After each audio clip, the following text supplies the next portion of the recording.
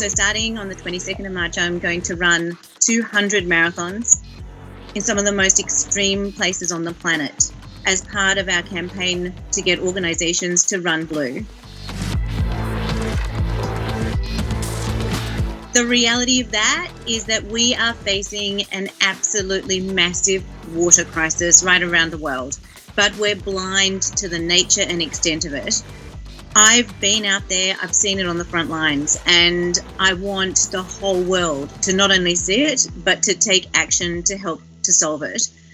What people don't realize is it's not the carbon dioxide we will feel, it's actually the water through which climate change is expressing itself.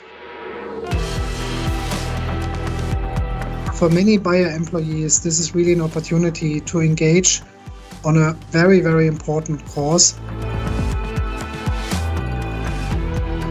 If you want to run with me, I will be running in Asia, in Africa, in the Middle East. I'll be running in Europe, Latin America, North America. So it doesn't matter where you are, there's an opportunity for us to hopefully meet up with you, COVID rules permitting. But it'd be really, really terrific to have some company.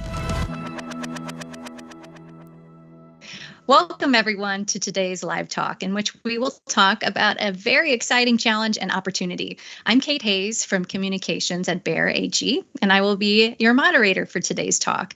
With me are Matthias Berninger, our Head of Public Affairs, Science, Sustainability, and HSE, as well as Meena Ghuli, CEO of Thirst Foundation and a water advocate, adventurer, and athlete who is about to start a truly inspiring challenge.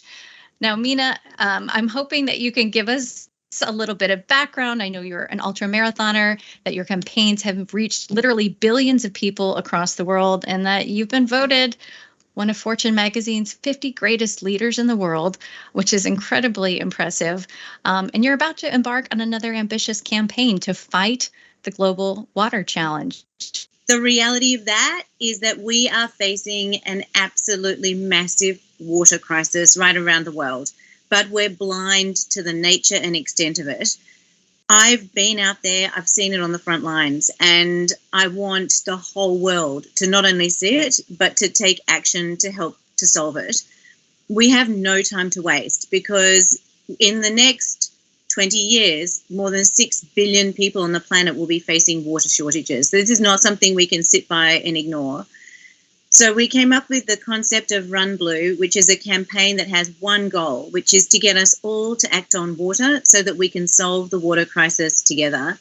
And the action that we want is that no matter what you run in your life, if you run your household, your company, your daily decisions, we want you to run those things blue. So to put water into the front of mind of all of us everywhere, all the time. We're really excited to have an opportunity to work with companies like Bayer and others around the world, because companies and businesses are the largest users of water, either directly or indirectly. Companies, in fact, represent almost 90% of water that gets used around the world. So organisations like Bayer and others that we're working with have really got a huge opportunity to make meaningful and fast impact on the water crisis. And I think that that's really important. So our goal with this is not only to ask individuals to run blue, but also to run companies blue, to get supply chains and other elements of these companies to really transform.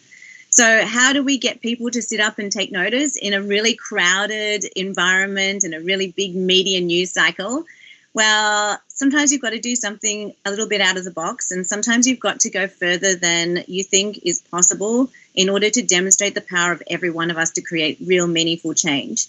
And so I'm about to embark, as you mentioned, on my longest running expedition. I've done some crazy things in the past, but this is like, 200x crazy, literally. So starting on the 22nd of March, I'm going to run 200 marathons in some of the most extreme places on the planet as part of our campaign to get organisations to run blue. Along the way, we'll tell stories, we'll meet stakeholders, and we will highlight the challenges that people face on the front lines of this crisis, but also have an opportunity to tell stories about the solutions that are in play. And ultimately, raise awareness, create a sense of urgency, and drive action by companies and individuals. Yeah, so I'm really excited to start this campaign here. I've done a couple of other big campaigns around the world. I ran across 7 deserts on 7 continents in just 7 weeks back in 2016. And in 2017, I ran 40 marathons in 40 days. Kate, I'm looking at your face and you're like, you're a crazy woman. Yes, I am. I'm crazy for water. So yes, I'll do whatever it takes to drive action on this major issue for all the reasons that Matthias so eloquently pointed out. And when I started running in each of those campaigns, it was always somewhere else. And this is the first opportunity I've had to start one of these major global campaigns here in my home country. So we will start from the heart of Australia, and the call is from Uluru on World Water Day on the 22nd of March to the world to say we need action on water. So we will start here, the heart of one of the driest or the driest inhabited continent on the planet, and we will end on the steps of the United Nations in New York City, as Matthias pointed out, hopefully surrounded by lots and lots of people from Bayer and many other companies and organizations as we stand on the steps and say we are united for change on water, and that this is a major global issue. It needs to be on the agenda, and this is something we need to unite to solve in our lifetime. The purpose is along the way in all of these places to meet with local people and stakeholders and to help to create content that showcases the realities not only of the water crisis, but the solutions that we can implement when we work together. I think one of the challenges in water is that there's lots of solutions, but we're not scaling and implementing them widely enough. And part of it is a gap in knowledge and awareness. So our role is to also lift some of these things up. So we've been having lots of conversations with your Bayer ANZ colleagues about how we can tell this story of the Australian cotton industry, one of the most efficient cotton players in the world, and we can meet with key players together with them who've been critical to the success of the cotton industry here. The first time I met the Bayer brand was actually in farmland in northern New South Wales, which is where we're going back to. And I met Bayer because we'd gone there for many years. They'd been facing this immense drought.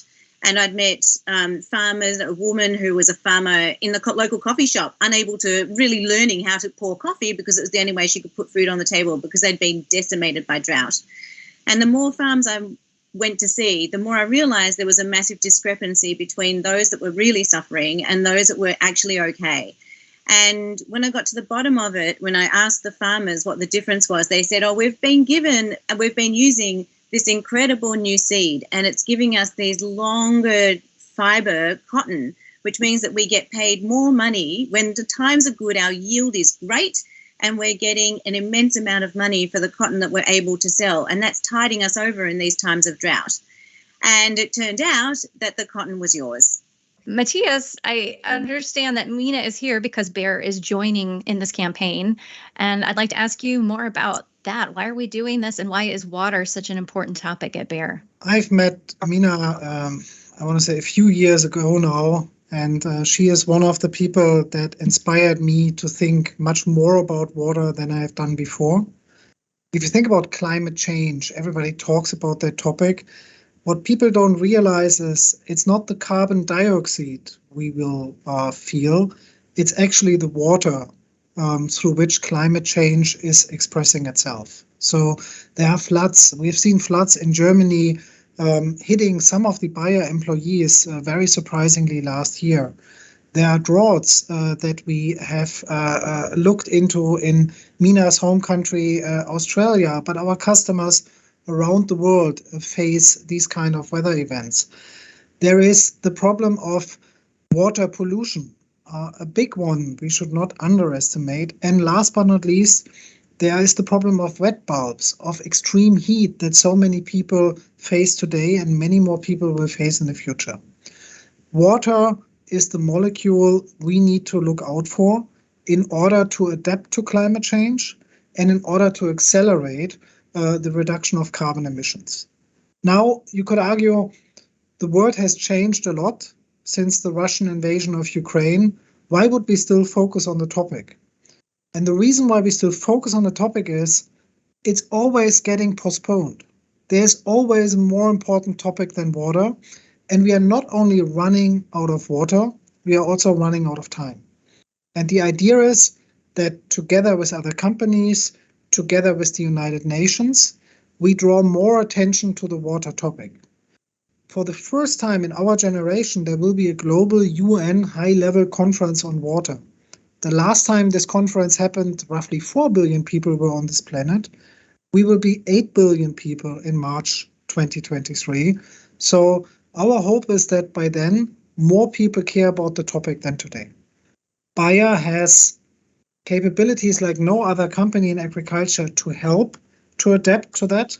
And as a result of that, we will enable yields even in difficult times. And the reality is Bayer is uniquely positioned because we can help, on the one hand, growers to adapt. But if you think about our health business, if you think about our expertise in cardiovascular, that is needed to help people to deal with extreme heat. Not every country like Australia can prescribe air conditioning when extreme heat hits a place. Many people in the world will not have the means to do that. And the question also for our health business is, can we actually support people who will suffer quite a lot in the future? So if you think about health for all and hunger for none, you again see how foundational the water topic will be.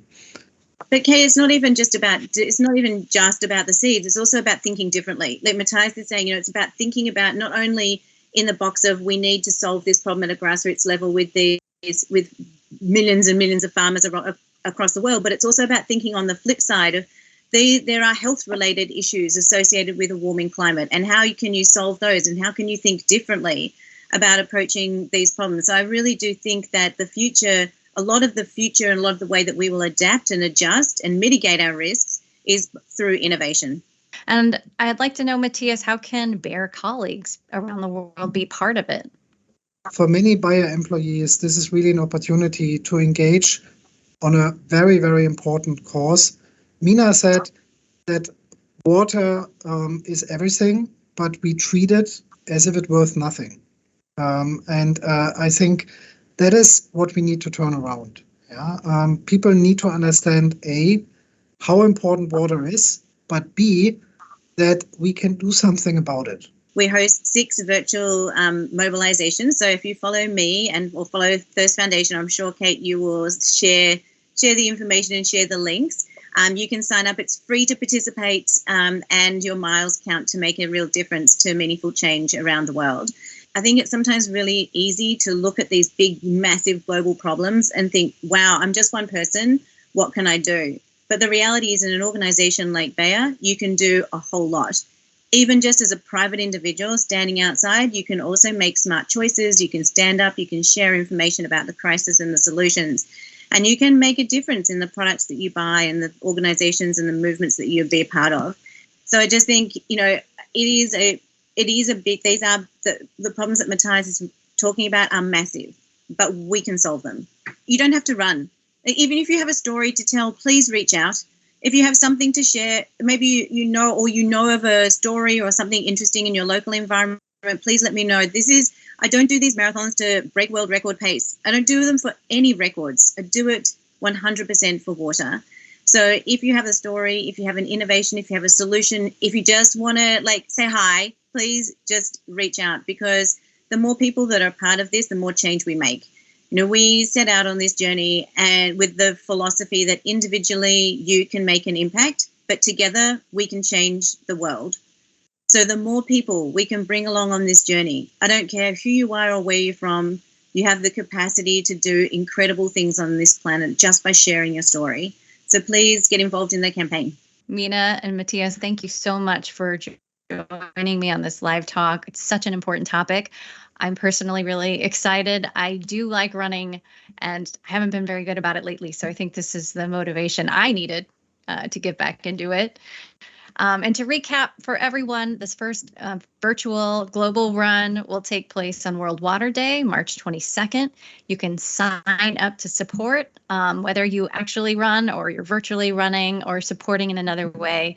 You can visit Mina's website at minaguli.com, and you can also follow the BaerNet updates that will be posted to tell you more about how you can get involved in social media.